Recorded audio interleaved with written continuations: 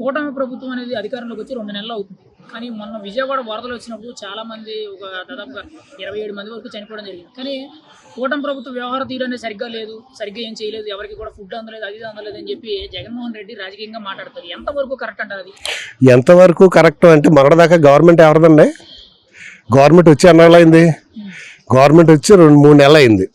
ఇంతవరకు దీనికి కారణం ఎవరు అంటే ముందర వైసీపీ గవర్నమెంట్ ఉంది కాబట్టి వాళ్ళు చేసిన పొరపాట్ల వలన ఇవాళ తప్పిదం జరిగింది.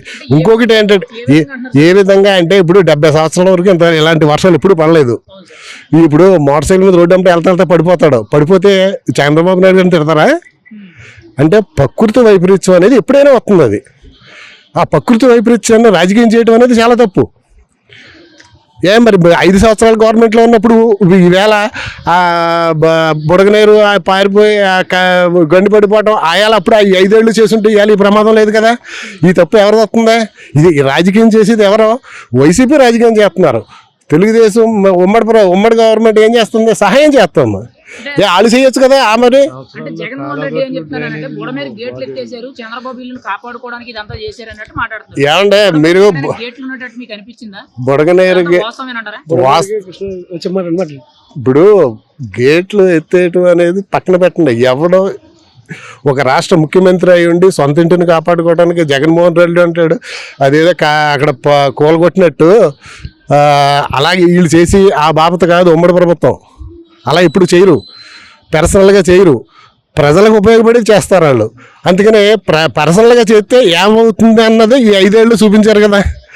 ఆ చూపించిన తర్వాత వీళ్ళు ఎందుకు చేస్తారు? పర్సనల్గా పబ్లిక్కి ఏదో ఉపయోగపడాలో అది చేస్తారు.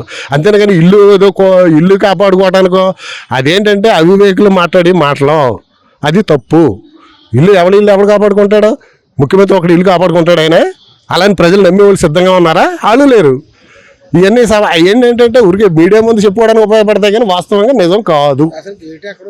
ఇప్పుడు చూసుకుంటే జగన్మోహన్ రెడ్డి గారు ఏం చెప్తున్నారంటే కృష్ణానది రిటర్నింగ్ వాల్ కూడా నేనే కట్టానని ప్రచారం చేసుకున్నారు. వాస్తవానికి ఎవరు కట్టారనేది ఎంతవరకు కరెక్ట్? ఇప్పుడు కృష్ణానది రిటర్న్ వాల్ కట్టింది అనేది ప్రణాళిక ప్రకారంగా ఇది వరకు చంద్రబాబు నాయుడు వేసిన టైంలో చంద్రబాబు నాయుడు కట్టమంటే కట్టిన బాపుతుంది. అంతే తప్పించి ఈడేం కట్టలేదు. అక్కడ ఈడు కట్టాడే అనుకుందాం. ఏం కట్టాడు? జగన్మోహన్ రెడ్డి ఏం కట్టారో చెప్పండి. పోనీ జగన్మోహన్ రెడ్డి చంద్రబాబు నాయుడు పాలనలో ఫ్లైఓవర్ ఉందంటే అది చంద్రబాబు నాయుడుది. ఔటర్ రింగ్ రోడ్ అంటే చంద్రబాబు నాయుడు పాలనలో పెట్టారు. ఇప్పుడు ఈ రిటర్నింగ్ వాల్ అనేది చంద్రబాబు నాయుడు టైంలో పెట్టారు. ఈయన వచ్చే టైంలో అప్పుడు గ్రాంట్స్ రిలీజ్ అయినా చేసుకున్నారు. ఇది సక్రమంగా జరుగుతూనే ఉంటాయి ఏ గవర్నమెంట్ ఉన్నానే. దీన్ని బేస్ చేసుకుని నేను ఉండగా కట్టాను, నేను ఉండగానే ఎండకాసింది, నేను ఉండగానే చంద్రుడు వచ్చాడంటే అవన్నీ జరిగే పనులు కాదులేండి. అవన్నీ అంటే ఇప్పుడు ఆయన ఏం చెప్తున్నారంటే కరోనా సిచ్యువేషన్ చూసినప్పుడు కూడా మేము చాలా ఈజీగా ఫేస్ చేసాము, వీళ్ళు ఈ చిన్నపాటి వరదల్ని ప్రజల నుంచి కాపాడలేక గాలికి వదిలేశారన్నట్టు. వైసీపీ ప్రభుత్వం కరోనా టైంలో హెల్ప్ చేసిందన్నమాట సత్తి, అది అబద్ధం. ఎందుకంటే వైసీపీ గవర్నమెంట్ ఏమీ చేయలేదు. ఇక్కడ కేంద్ర గవర్నమెంట్ ఈవేళ రైతులు కానీ వ్యాక్సిన్ కానీ ప్రతిదీ కూడా సెంట్రల్ నుంచి వచ్చిన డబ్బు మట్టుకు ఇచ్చాడు. కానీ రాష్ట్ర ప్రభుత్వం ఇచ్చింది అది ₹1 కూడా లేదు. ఇది ఖచ్చితంగా కేంద్ర ప్రభుత్వానికి చెందుతుంది కానీ రాష్ట్ర ప్రభుత్వానికి సంబంధం లేదు. ఇవాళ మెడికల్ కానీ, ఇవాళ వ్యాక్సిన్ కానీ, ఇవాళ ఇంటింటికి వ్యాక్సిన్ స్టేట్ గవర్నమెంట్ వేయలేదే. ఎప్పుడైతే ఈ కరోనా ఉందో దాన్ని అడ్డు పెట్టుకుని నిధులు దుర్వినియోగం చేశారు తప్పించి యాక్చువల్గా అయితే వాళ్ళు చేయలేదు. చూసుకుంటే పవన్ కళ్యాణ్ గారు అసలు వరదలు వస్తే కూడా ఆయన ఎక్కడికి బయటికి రాలేదు అన్నట్టు మాట్లాడారు, రాజకీయం చేస్తారు. ఎంతవరకు కరెక్ట్ అంటారు? ఆయన బయటికి రావడం కరెక్టా కాదంటారు? ఆయన బయటికి రావడం కరెక్టే. అంటే ఒకటేంటంటే పవన్ కళ్యాణ్ గారు బయటికి రావడానికి ఏంటంటే ఆయనకు ఒకటి, ఆయన ఫాలోయింగ్ ఎలా ఉంటుందో మీకు తెలుసు. ఇలాంటి ఒక విఐపి పర్సన్ ప్రజల్లోకి వెళ్తే జనం గుమ్మికూడినప్పుడు కొన్ని ఏమైనా అనర్థాలు జరుగుతాయని ఆ ఉద్దేశంతో ఆయన బయటకు రాలేదు కాబట్టి ఆయన భయస్తుడా. జగన్ గారు చంద్రబాబుని జైల్లో పెట్టినప్పుడు సింగిల్గా వచ్చి సూర్యాపేటలో రోడ్డు మీద పడు ఆయన ఎలా అయినా వస్తాడు. కానీ అక్కడ సిచ్యువేషన్ అలాంటిది. సిచ్యువేషన్లో ఇప్పుడు అంత అలాగా ఆయన అవసరం ఉంది. ఆయన జన ఫాలోయింగ్ ఉన్న వ్యక్తి, దానివల్ల ఇబ్బంది పడతారు. అందుకని ఆ ఉద్దేశంతో తప్పించి వేరే ఇప్పుడు వచ్చారు కదా. తర్వాత ఇప్పుడు చూసుకుంటే పవన్ కళ్యాణ్ గారు రాష్ట్రంలో ఇప్పుడు వరకు ఎవరు ఇవ్వలేనంత విరాళం అనేది 6 కోట్ల రూపాయలు అనేది ఈరోజు ఆయన సొంత డబ్బులు ఇవ్వడం అనేది ప్రతి ఒక్కరు కూడా ఆశ్చర్యానికి గురి చేస్తారు. అది కూడా ఆయన ఒక డిప్యూటీ సీఎం హోదాలో ఉండే. ఎలా అనిపిస్తుంది సార్ ఇప్పుడు అలాంటి నాయకులు ఇప్పుడు మిగతా రాజకీయ నాయకులు చాలా మంది పదవుల్లోకి వచ్చి కోట్లు సంపాదించుకున్నారు, అందరూ సంపాదించుకున్నారు. కానీ ఈయనకి ఏ పదవి లేదు పవన్ కళ్యాణ్ గారికి. ఆయన పదవి వచ్చింది 2 నెలల 3 నెలలు అయింది అంతే. కానీ అంతవరకు ఆయన బయట కష్టపడి సంపాదించుకున్న డబ్బులు, ఆ కష్టపడి సంపాదించుకున్న డబ్బులు ప్రజలకు ఇవ్వటం అనేది అసలైన రాజకీయం. అది మామూలు రాజకీయం ఏంటంటే ఈవేళ రాజశేఖర రెడ్డి గారు కానివ్వండి, లేకపోతే జగన్మోహన్ రెడ్డి గారు కానివ్వండి, ఆయన ఒకసారి కింద స్థాయిలోకి వెళ్ళి చూస్తే ఒక 20 ఏళ్ల క్రితం వాళ్ళ పరిస్థితి ఏంటి? వీళ్ళందరూ ఎప్పుడు అయ్యారు?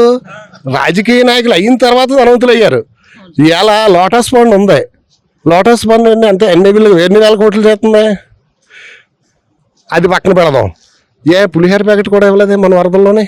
ఏవని వీళ్ళు ఉమ్మడి ప్రభుత్వాన్ని అంటానికి వీళ్ళు ఏ అర్హత ఉందని వీళ్ళు అంటారు. ఇప్పుడు మీరు ఏదైతే చెప్పారో సేమ్ అదే మొక్క పవన్ కళ్యాణ్ గారు నన్ను విమర్శించండి నేను పడతాను, మీరు వచ్చి సహాయం చేసి మాట్లాడండి అని చెప్పి విమర్శించారు. ఎలా అనిపిస్తుంది సార్? ఇప్పుడు ఇది రాజకీయ కొత్త ట్రెండ్. ఇది ఆయన ఏదో సినిమాలో డైలాగ్ ఉంది, నేను ట్రెండ్ని ఫాలో అవును ట్రెండ్ని సెట్ చేస్తానని. ఇది రాజకీయం అంటే. ఎందుకంటే ఒక రాజకీయ నాయకుడు లక్షణాలు ఏంటంటే కాంగ్రెస్ గవర్నమెంట్లో కానీ ఈ మీ వైసీపీ గవర్నమెంట్లో కానీ ఒక పదవి వస్తే అనుభవించడం తెలుసు, దాన్ని హోదాగా ఉంచడం తెలుసు. కానీ కష్టపడి పని చేయడం అనేది పవన్ కళ్యాణ్ గురించి నేర్చుకుంటున్నారు. చంద్రబాబు నాయుడు గారు కూడా ఇప్పుడు రామానాయుడు గారు, పాలకొల రామానాయుడు గారు ఉన్నారు. ఆయన చూసారా రాత్రి పగలనక ఇటీవల వరకు ఉన్నారు. నిజంగా ఎందుకంటే అలాంటి నీతివంతు నాయకులు రేపొద్దున రాబోయే రోజుల్లో పవన్ కళ్యాణ్ యొక్క స్ఫూర్తితోటి ఒరిజినల్ నాయకులు ఖచ్చితంగా భవిష్యత్తులో మనకి అలాంటి నాయకులు ఖచ్చితంగా ఈయన చూసి వస్తారు. అది చంద్రబాబు నాయుడు గారు కానివ్వండి, రామానాయుడు గారు కానివ్వండి. అంటే ఖచ్చితంగా పవన్ కళ్యాణ్ గారు ట్రెండ్ సెట్ చేస్తున్నారు అన్నమాట. అది రాజకీయాల్లో ట్రెండ్ సెట్ ట్రెండ్ చేస్తున్నారు. ఆయన సినిమాలో డైలాగే నిజం చేస్తున్నాడు ఆయన. ఇప్పుడు మన పవన్ కళ్యాణ్ గారు గేట్ టచ్ చేయను అన్నారు. ఈయన లోపలికి వస్తే ఎవడలేడు, అన్న వాళ్ళు ఎవడో లేరు. అలాగే ఆయన కొత్త ట్రెండ్ సెట్ చేస్తున్నారు ఆయన.